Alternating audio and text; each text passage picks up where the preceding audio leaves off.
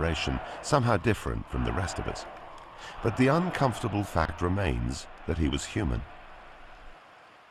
Despite being the most written about and filmed individual in history, he remains a shadowy figure, lost amid flickering newsreel footage, overshadowed by the horror he unleashed.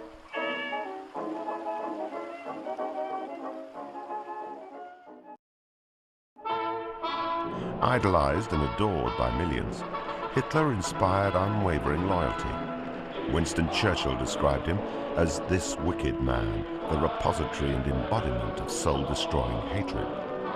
But to his devoted followers, he was a brooding, mythical hero, wrapped in a cloak of righteous vengeance. So what power allowed this man to unleash the greatest mass slaughter in human history? Denn als unsere Partei gerade 7 Mann hoch war, sprach sie schon 2 Grundsätze aus. Erstens, sie wollte eine wahrhaftige Weltanschauungspartei sein. Und zweitens, sie wollte daher kompromisslos die einzige Macht und alleinige Macht in Deutschland.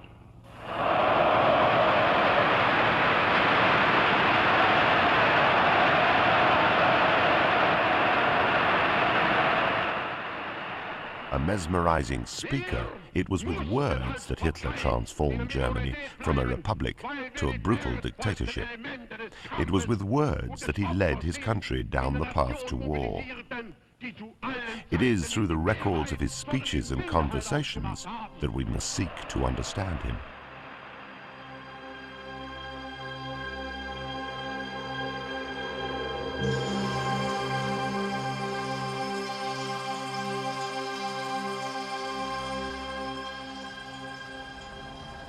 Hitler was born in the small town of Braunau, just inside the Austrian border with Germany, on April the 20th, 1889.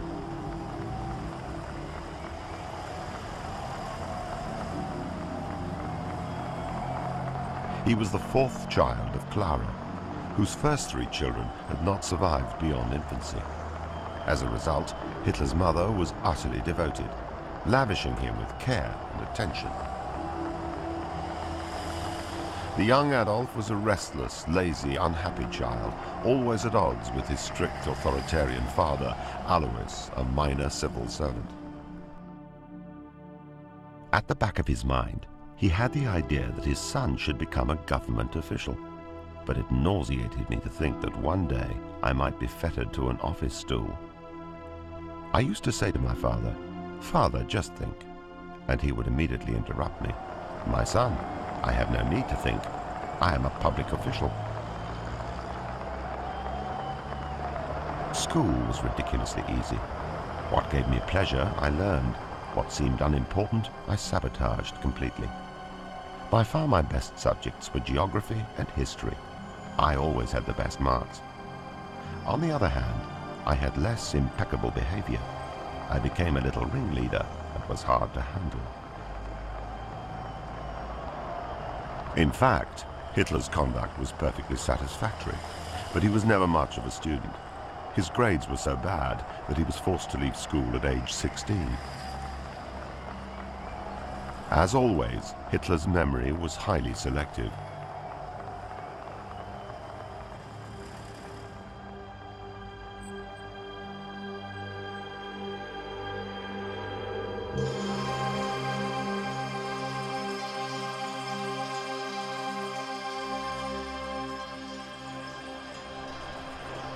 Contrary to his father's wishes, Hitler insisted he wanted to become an artist.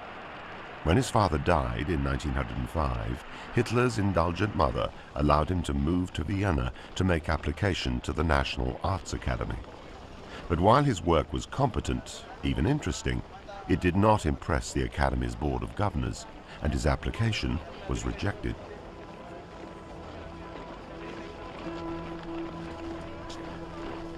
For me, Vienna represents 5 years of hardship and misery. Years in which I was forced to earn my living, first as a day laborer and then as a painter. I had no other friends than care and everlasting hunger. Despite my dubious surroundings, I always preserved my good name.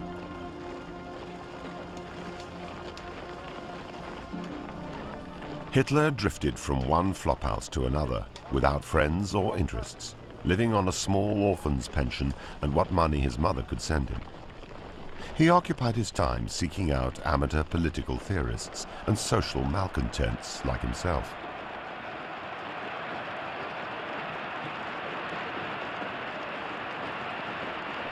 He grew intolerant, hating smoking and drinking, Marxists, military officers, the educational system that had rejected him, and the Jews.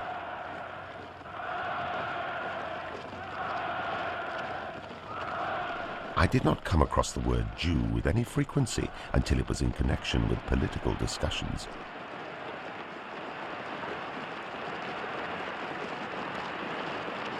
The fact that Jews had been persecuted turned my distaste at unfavorable remarks about them into horror. Then, one day, as I was strolling through the inner city of Vienna, I encountered an apparition in black kaftan and black hair locks. Is this a Jew? To be sure, they had not looked like this in Linz. I bought my first anti-Semitic pamphlet, but the accusations seemed so monstrous. Then, wherever I went, I began to see Jews. And the more I saw them, the more they became distinguished from the rest of humanity. My ideas with regard to anti-Semitism was the greatest transformation of all. I no longer avoided discussion of the Jewish question. Now I sought it. Gradually I began to hate them. I had ceased to be a weak-kneed cosmopolitan and became an anti-Semite. I had come to Vienna to observe three important problems: the social question, the race problem, and finally, the Marxist movement. I left Vienna a confirmed anti-Semite, a deadly foe of Marxists, and pro-German in my politics. Since then, I've had to learn little and have altered nothing. By his own admission, aged 23, Hitler had learned all he ever needed to know.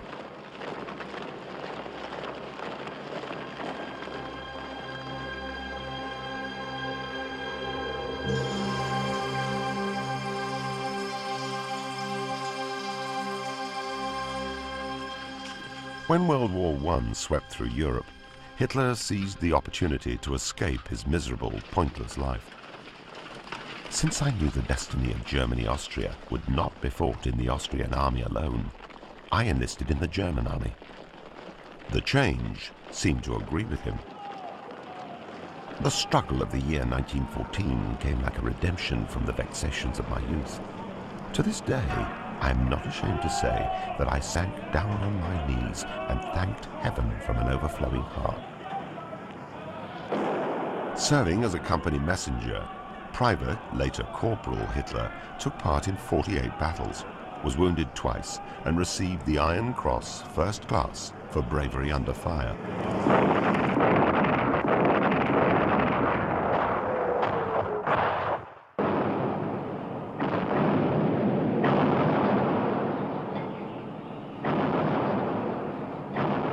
Hitler did not, however, make any friends. Brooding in the trenches, he would fly into rages, ranting to his fellow soldiers about the communists and Jews.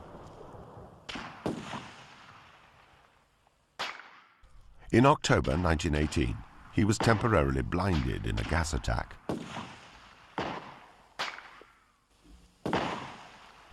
One month later, as he lay in a darkened hospital room, a greater darkness descended across Germany. The war was lost.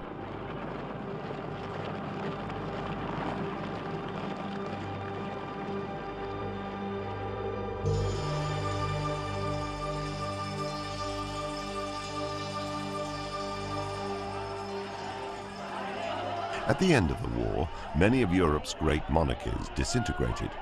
In their place came anarchy, military collapse, and social breakdown. Germany teetered on the brink. Swathes of border territories were confiscated by foreign powers. The country was stripped of its military and crippled by war debts. Communists, monarchists, and the unemployed took to the streets. Germany was plunging toward anarchy. Hitler, still technically in the army, was assigned to spy on the more dissident groups. One of them, calling itself the German Workers' Party, had only 25 members, but it captured his attention. This absurd little organization with its few members seemed to possess the advantage that it left the individual an opportunity for real personal activity. The smaller the movement, the more readily it could be put into proper form. Hitler joined the group, and in less than 6 months became its primary spokesman, where his natural gift for public speaking drew ever larger crowds. By early 1920, it was attracting 1,000 people. Within a year, Hitler had imposed himself as chairman of the group and changed its name to the National Socialist German Workers' Party, or NSDAP, commonly called the Nazis. He also adopted the swastika as the party emblem. I remember in 1923, the first time I spoke in a hall that could hold more than 2,000 people. I told them, in the masses, a great energy is slumbering, and it only awaits the man who will summon it from its slumber and hurl it into the great battle for the destiny of the German race. Only months later, the German economy finally collapsed. Inflation soared. It became cheaper to burn paper money than buy firewood.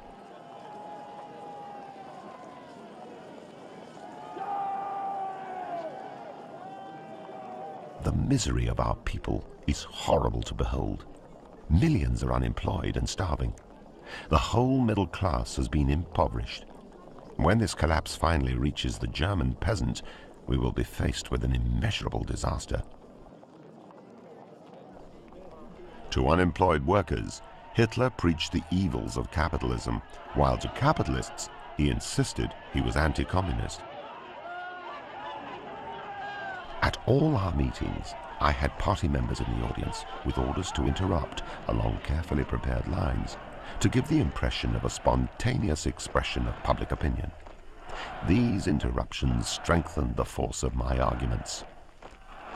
Hitler also organized a motley crew of street thugs and bullies he called the SA, or brown shirts.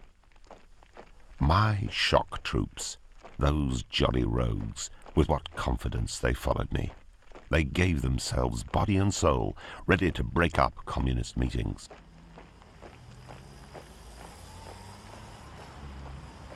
I ordered them to treat our opponents roughly and chuck them out of our meetings. I disorganized the meetings of other parties by sending members of our party in the disguise of ushers, but in reality with instructions to riot and break up the meetings. As for their assumed brutality, they were simply somewhat close to nature.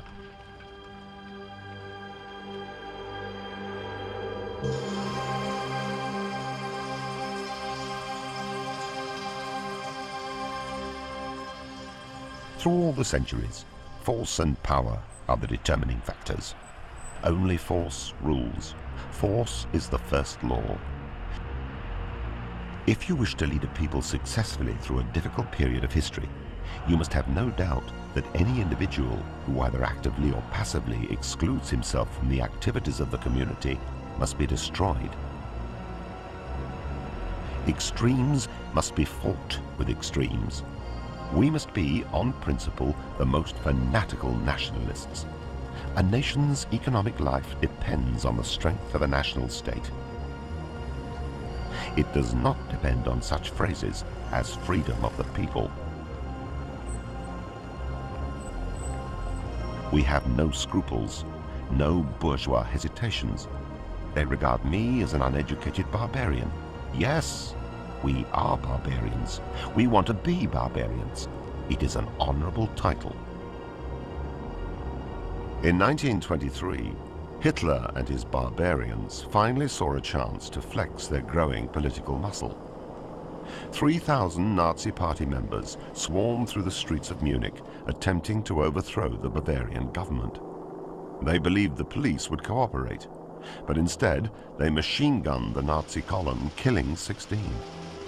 3 days later, 34-year-old Adolf Hitler was arrested and charged with treason.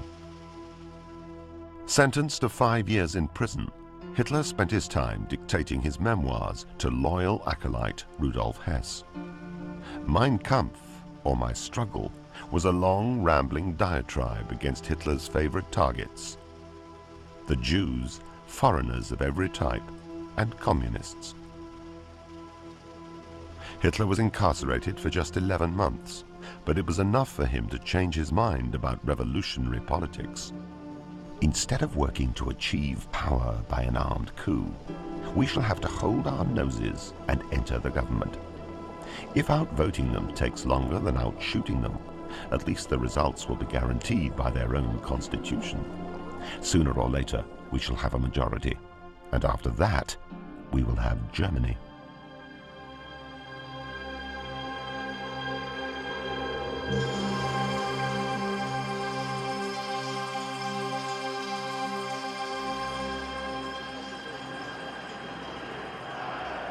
Thanks to Hitler's fiery rhetoric, the party's new populist tactics, and the ever-deepening German economic crisis, Nazi party membership swelled from 27,000 in 1924 to nearly 180,000 4 years later. In 1928, the Nazis won 12 seats in the German National Assembly. 2 years later, they were the second most powerful party in Germany. For us, winning seats in Parliament is not an end to itself, but only a means to an end. We are not, on principle, a parliamentary party. That would be a contradiction to our whole outlook. The party must not rust away in Parliament.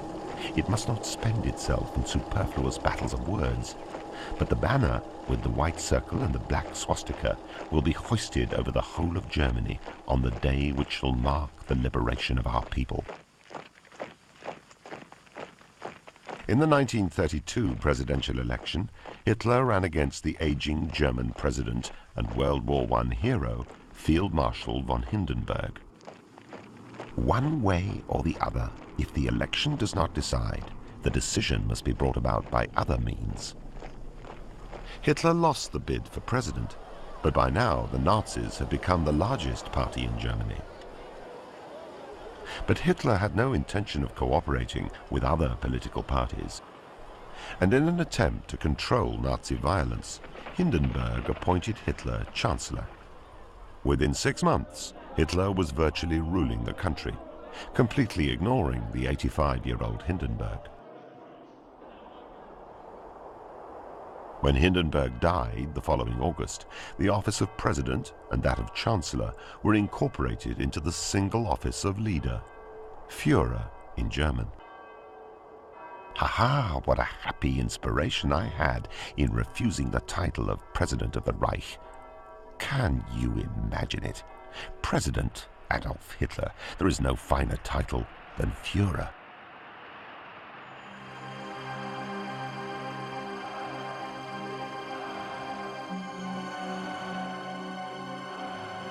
Now, if anyone tries to impose conditions on me, I shall say to him, just wait and see what conditions I impose on you. I alone lead the movement. No one imposes conditions on me. It had taken just 10 years for Hitler to rise from a petty political agitator to absolute master of Germany.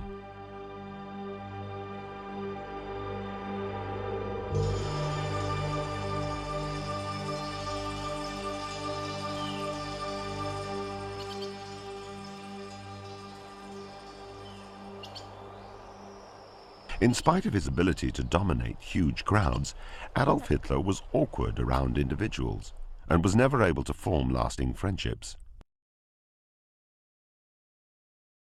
To many, it seemed that the Führer only found self-confidence behind a podium. At formal occasions, he fidgeted constantly, tugging at his clothes and wringing his hands. To disguise his awkwardness, Hitler often resorted to being rude. On one occasion, an admirer asked the Führer how he greeted foreign ambassadors at a reception. "It is very simple. I look him straight in the eyes until he loses his composure. Then I ask, 'Does the Berlin climate agree with Your Excellency?' And while he stammers an answer, I've already moved on to the next person." Hitler, however, was particularly fond of women, and they of him. They rhapsodized over his blue eyes. "What lovely women there are in the world. My particular tragedy is that as head of state, I always have the most worthy ladies as my dinner partner. I'd rather go and pick up some pretty little typist or salesgirl. The greater the man, the less important the woman." Still, Hitler insisted that women should be respected.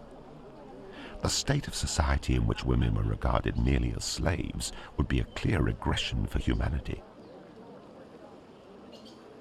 In prehistoric times, matriarchy was a fairly widespread form of social organization. But Hitler had his limits. "I detest women who dabble in politics, and if their dabbling extends to military matters, it becomes utterly unendurable. In no section of the Nazi Party has a woman ever had the right to hold even the smallest post."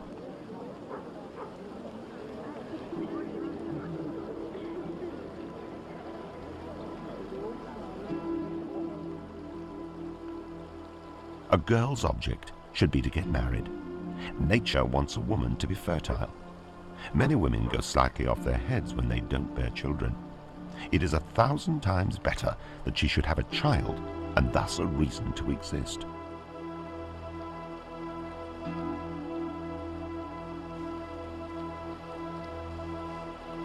Most of the women in Hitler's life came from backgrounds as humble as his own.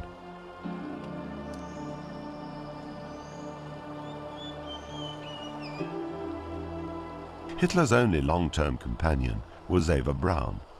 She was a pretty young sales clerk who would remain utterly devoted to the very end when she became Hitler's wife.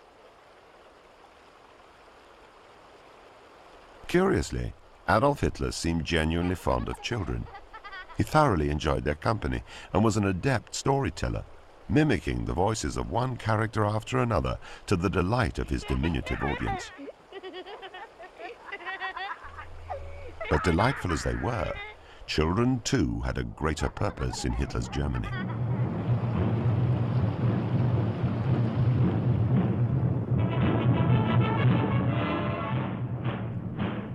The Hitler Youth was an organization modeled on the Scout movement. But Hitler Youth were taught to throw hand grenades and swear undying allegiance to their Führer and the Nazi Party. I am very pleased to see how we bind the youth of German land with ever closer bonds to National Socialism and the German way of thought.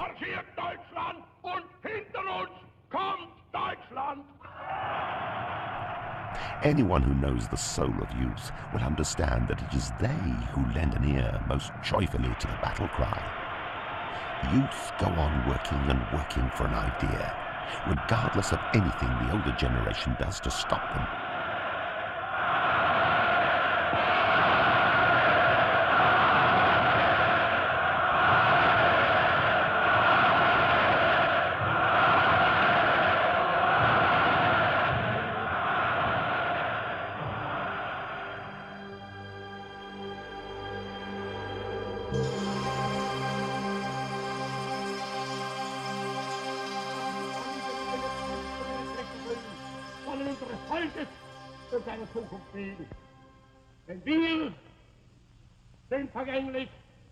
With his harsh, grating voice and gift for self-dramatization, Hitler was able to exercise an almost hypnotic effect over vast crowds of people.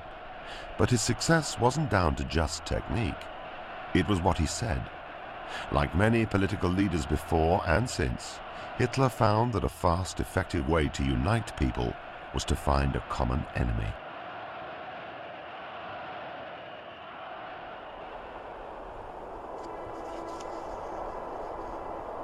function of propaganda is not to ponder the rights of different people. Its task is to serve our own right, always and unflinchingly.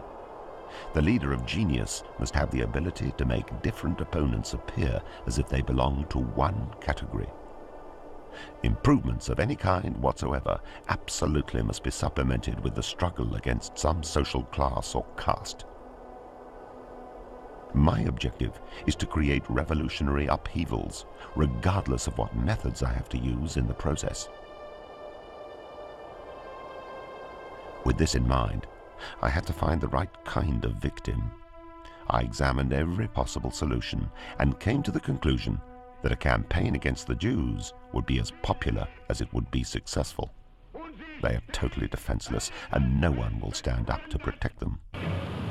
Und solange auch nur einer von uns atmen kann, wird diese Bewegung seine Kräfte leihen und für sie eintreten, so wie in den Jahren, die hinter uns liegen.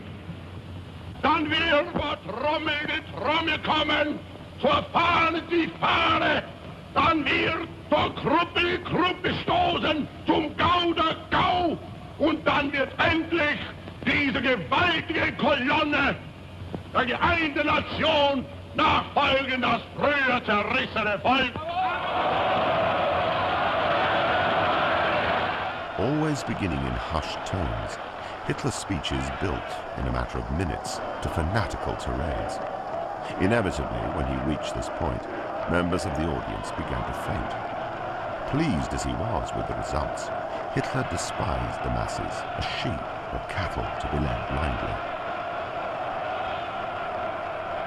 All propaganda must be popular, and its intellectual level must be adjusted to the most limited intelligence. Consequently, the greater the mass it is to reach, the lower its intellectual level will have to be. Propaganda must avoid intellectual demands on the public. People need wholesome fear. They want to fear something. They want someone to frighten them and make them shudderingly submissive. Terror is absolutely indispensable in founding a new power.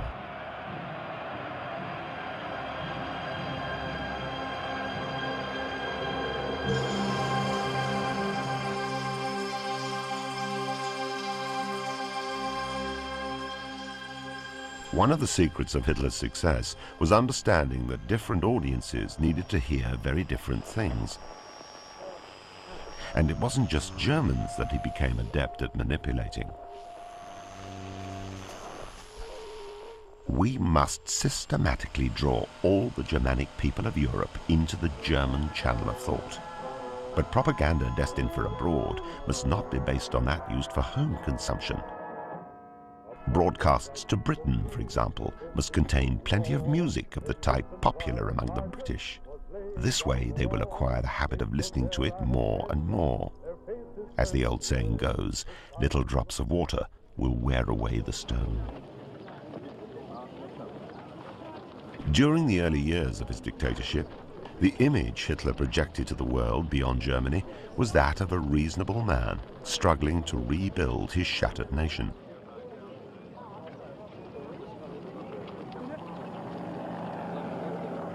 In Germany, the people decide their own existence. They determine the principles of government. For the first time in German history, we have a state which has abolished absolutely all social prejudices.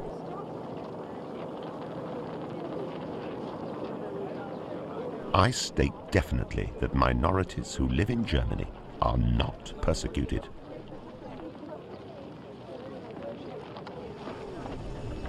Class prejudices can't be maintained in a socially advanced state like ours. We favor the development of people of worth. The party should enable the poorest child to lay claim to the highest functions, if he has the talent.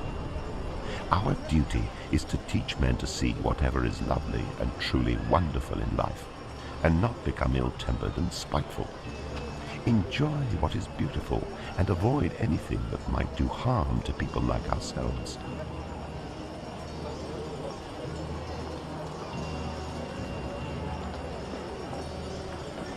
Hitler told the world exactly what it wanted to hear. I don't want to force National Socialism on anybody. If I'm told that some countries want to remain democracies, very well, they must remain democracies at all costs.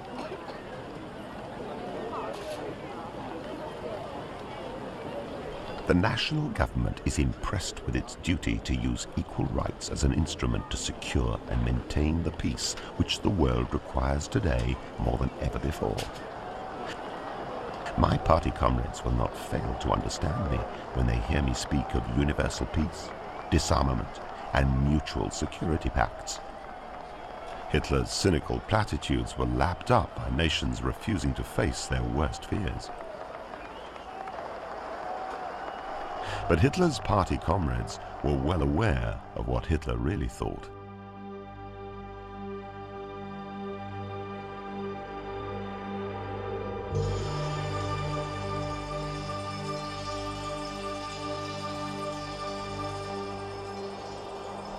According to the Americans themselves, America has the finest, biggest, and most efficient of everything in the world. They have the brains of a hen. Well, the disillusionment will be all the more severe when their house of cards collapses. The British have no conception of chivalry in war. They are realists, devoid of any scruples and cold as ice. The German is always restrained by moral scruples. The rulers of present-day Russia are common criminals. The scum of humanity, which has wiped out thousands in a wild bloodlust. Do not forget that the international Jew completely dominates Russia. Still, in his own way, Stalin is a hell of a fellow.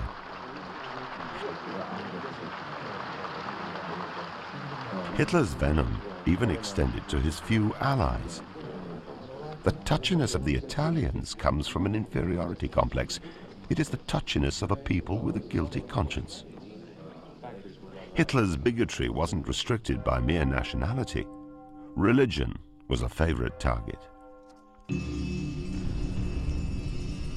Christianity is the invention of sick brains.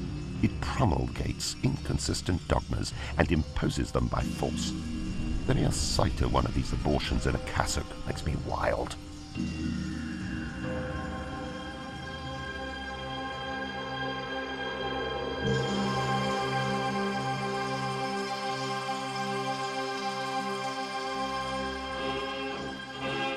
For Hitler, the German people were special. The German people have made moral law the governing principle of all action. We Germans have that marvelous sense of duty which other people lack. The Germans are the highest species of humanity on earth.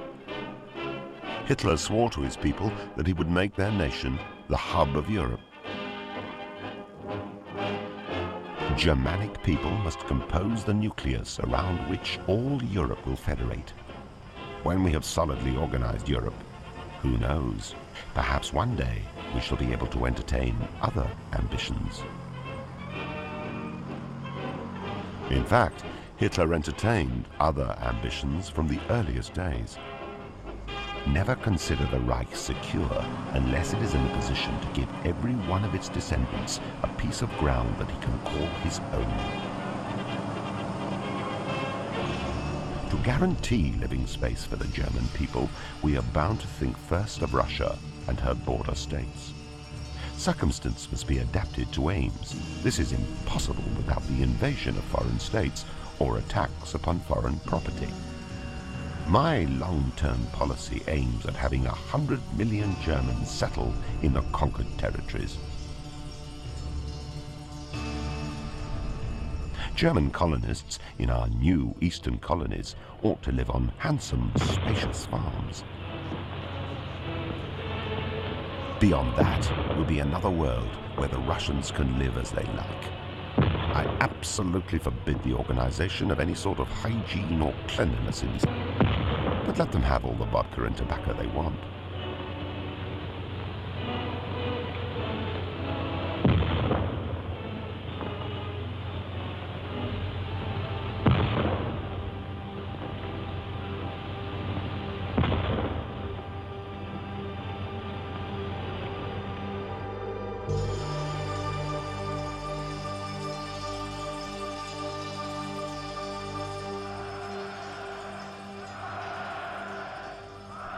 Unfortunately for history, Hitler was no mere idle procrastinator.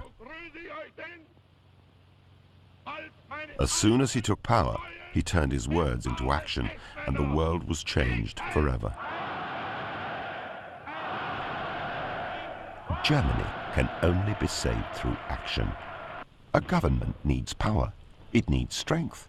It must, with brutal righteousness, press through the ideas which it recognizes to be right.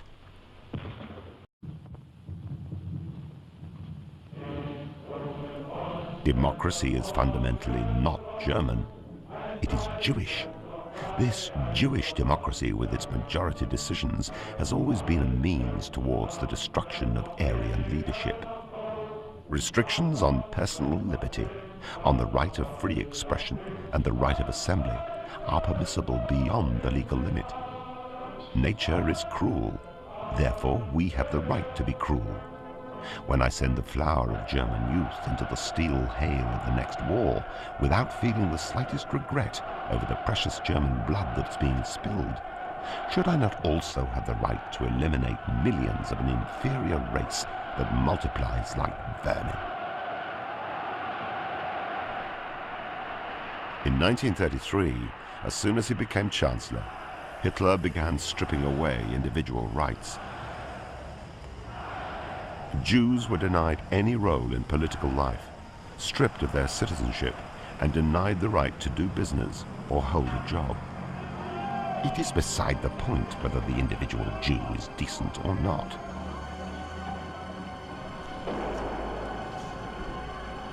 My first task will be the annihilation of the Jews. I will have gallows built in rows. Jews will be hanged indiscriminately, and they will remain hanging until they stink.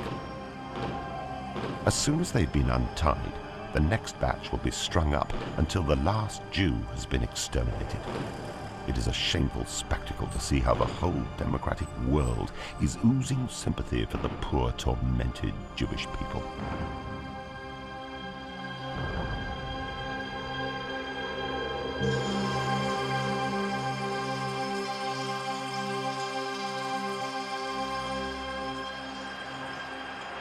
If Hitler was to have any chance of defying the world and creating a Third Reich that his beloved German people deserved, he would first need to rebuild the economy and then rearm.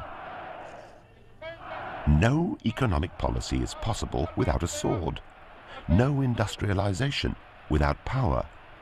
Today we no longer have a sword grasped in our fist, so how can we have a successful economic policy?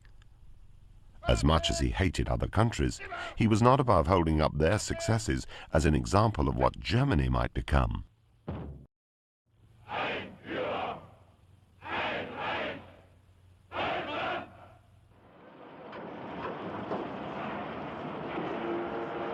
In America, everything is machine-made, so their workers need no specialized training, and they're therefore interchangeable.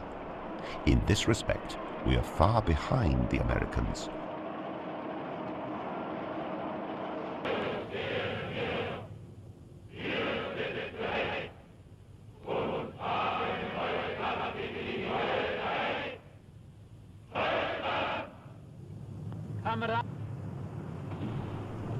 To help lift Germany out of the Depression and demonstrate his interest in the German people, Hitler undertook a massive public works project to construct 1,500 miles of new highways and a scheme to provide inexpensive automobiles. The first German automobile of this sort will be the Volkswagen. It is the car of the future.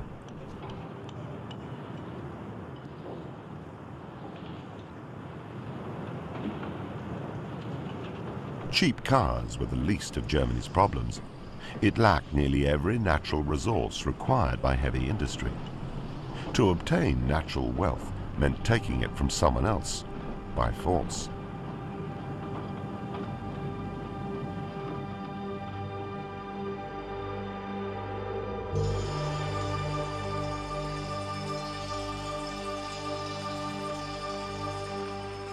Originally, war was a struggle for pasture land. Today, it is a struggle for the riches of nature. By virtue of inherent law, these riches belong to him who conquers them. The law of natural selection justifies this incessant struggle by allowing the survival of the fittest. Hitler began rearming his country in open defiance of the Treaty of Versailles, which had disarmed Germany at the end of the First World War.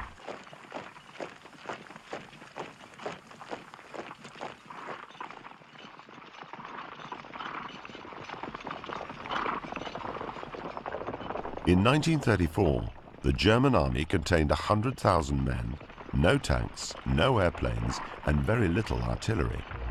Within 5 years, Hitler had expanded the military from 8 divisions to 38, with a total of over 4 million men. Hitler constantly exaggerated Germany's military strength, as if defying someone to stop him. What the world shuts its ears to today, it will not be able to ignore in a year's time.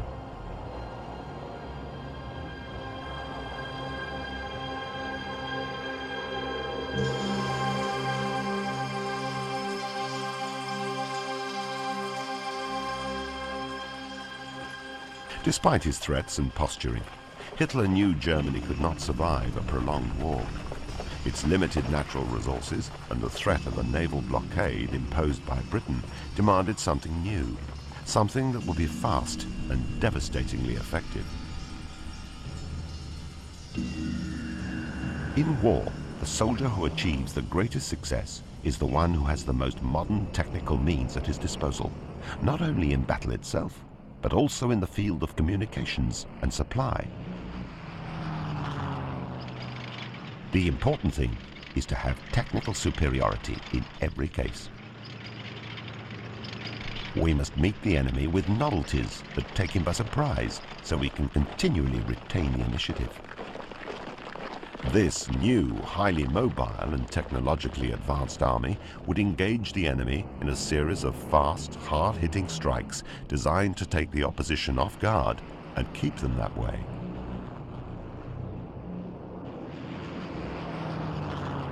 This was the basic theory of what Hitler called Blitzkrieg, the lightning war.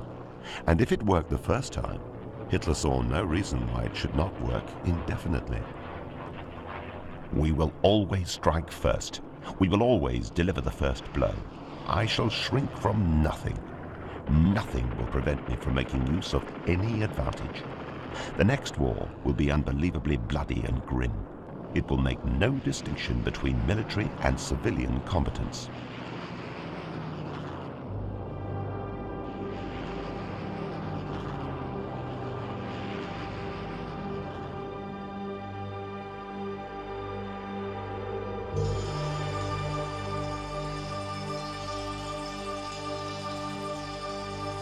Germany is entirely ready to renounce all offensive weapons. Germany is prepared to agree to any solemn pact of non-aggression. As a strong state, we are ready to embark on a policy of understanding with the world around us. We want nothing from others. We have no wishes or demands. We want peace. While Hitler talked peace, the army prepared war. On February the 27th, 1936, German forces entered the Rhineland, Germany's former industrial heartland, which had been divided between France and Belgium after the Great War. Again, Hitler spoke to the world and awaited Europe's reaction. Now that complete German sovereignty and equality have been restored to the Rhineland, with all my heart I hope that the intelligence and goodwill of responsible European governments will succeed in preserving peace for Europe. Peace is our dearest treasure. France, Belgium, and Great Britain did nothing. Privately, Hitler was deeply relieved. The 48 hours after the march into the Rhineland were the most nerve-wracking in my life.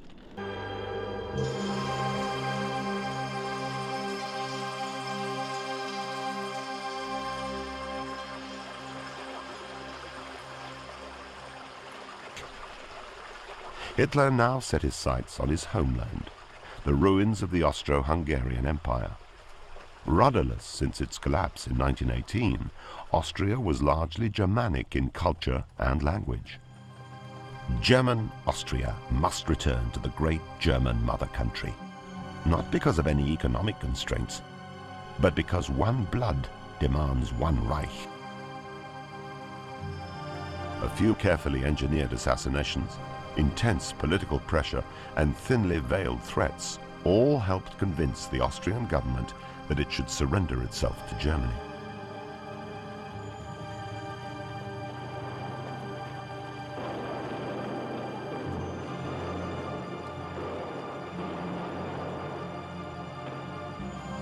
On March the 11th, 1938, German troops rolled across the border.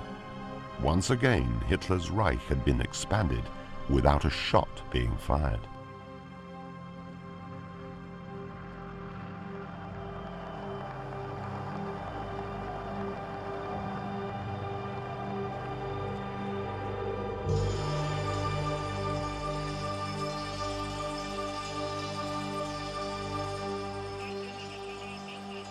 Gambling that virtually no amount of aggression would rouse England and France, Hitler began publicly agitating for his next conquest, the Sudetenland. 42,000 square miles of former German territory ceded to Czechoslovakia at the end of World War I. Once the Sudeten problem is settled, it will be the last territorial demand I have to make in Europe. I hope that in a few days the problem will finally be solved, and we shall have occupied all the areas which belong to us. Thus, one of Europe's most serious crises will be ended. I realize vividly how Herr Hitler feels that he must champion other Germans.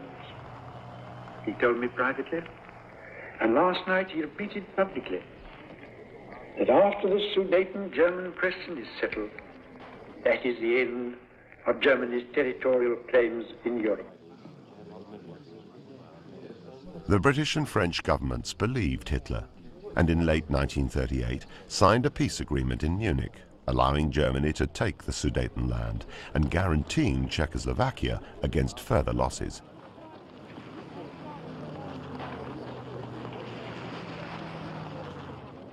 While all Europe celebrated what the British Prime Minister called peace in our time, Hitler was candid with his inner circle. It is my unalterable decision to smash Czechoslovakia by military action in the near future. The Czechs are inferior. It is enough for a Czech to grow a moustache for anyone to see from the way the thing droops that his origin is Mongol. But Hitler remained cautious. I will take action against Czechoslovakia only if I am convinced that France, and therefore England, will not intervene. In March 1939, only 13 months after Germany annexed the first of its lost territories, a terrified Czechoslovakia surrendered to Nazi Germany without military action. Hitler's public announcement was short and to the point. Czechoslovakia has ceased to exist.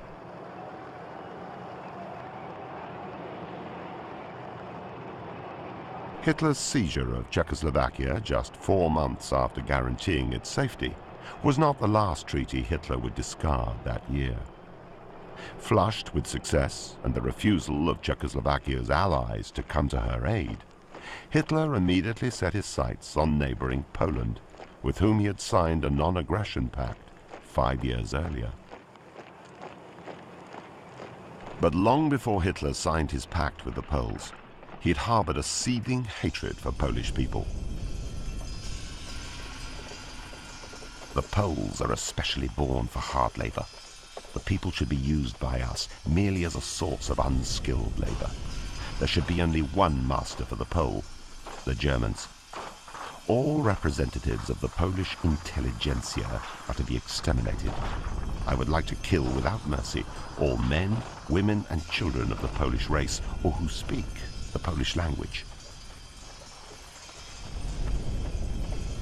Adolf Hitler was about to open the gates of hell.